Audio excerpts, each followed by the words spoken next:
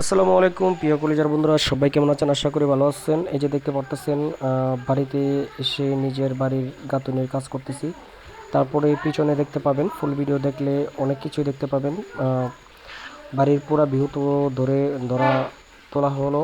তো পিছনে আস্তর এবং কি নেট ফিনিশিং টোটালি কালো রং দিয়ে বর্ডার দিলাম। তো সম্পূর্ণ সব কিছু দেখানো হবে এই ভিডিওতে। আর আমি টস টস করে গাঁথনিগুলো করে ফেলছি।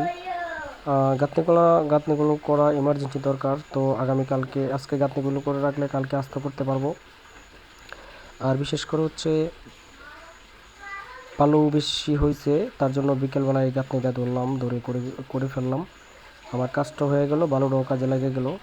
তো আমি প্রত্যেকটা সময় চেষ্টা করি, আমি যখন মানুষের বাড়িতেও কাজ করি তখন বালুগুলো মানে কোনো না কোনো কাজে লাগাইয়া দেওয়া যায় যেন হোক।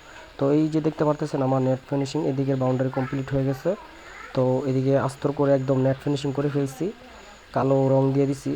তো এই যে দেখতে পাচ্ছেন, কাজ চলতেছে আলহামদুলিল্লাহ। আর এই একদিন কাজ করলেই এই বাউন্ডারির কাজ কমপ্লিট হয়ে যাবে।